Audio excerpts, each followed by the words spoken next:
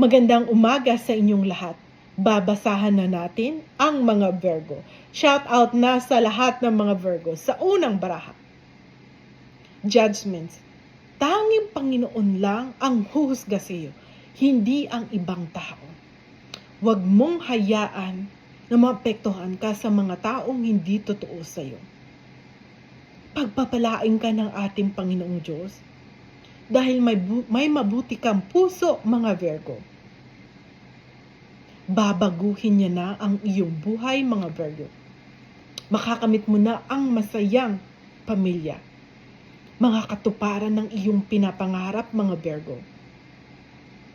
Dahil may tiwala ka sa ating Panginoong Diyos, papadalahan ka ng magagandang blessing para maging maayos na ang iyong buhay, pamilya, mga Virgo. Sa pangalawang baraha, hawak mo ang iyong mundo. Ikaw ang gagawa ng iyong kapalaran, mga Virgo.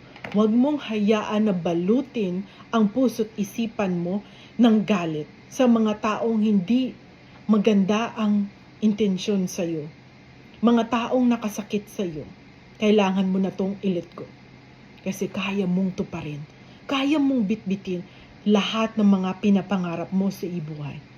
Katuparan ng mga pinapangarap mo para sa iyong buhay, mga Virgo. Alam kong dumaan ka sa matitinding pagsubok, mga Virgo. Huwag mo nang hayaan na balutin ang puso't isipan mo ng kalungkutan, kabiguan at galit. Kasi mas gusto mong makamit ang mga pinapangarap mo sa iyong buhay, mga Virgo. Sa panghuling baraha. Kita mo, marami kang pinagdaanan sa iyong buhay. Pusong tusok-tusok. Kabiguan sa buhay pag-ibig. Pangalawa, sa mga taong hindi totoo sa iyo. Sa mga taong nanakit ng iyong puso.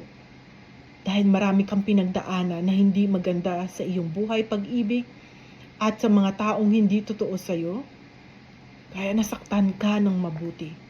Kaya huwag mo nang hayaan na paulit-ulit kang masaktan ng mga taong hindi totoo sa iyo.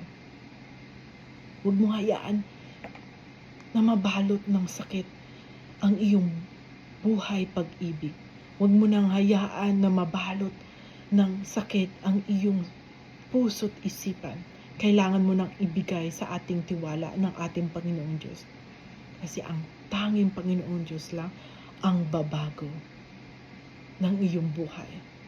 At makakamit mo lahat ng mga pinapangarap mo sa iyong buhay dahil ginagabayan ka ng ating Panginoong Diyos, mga Virgo.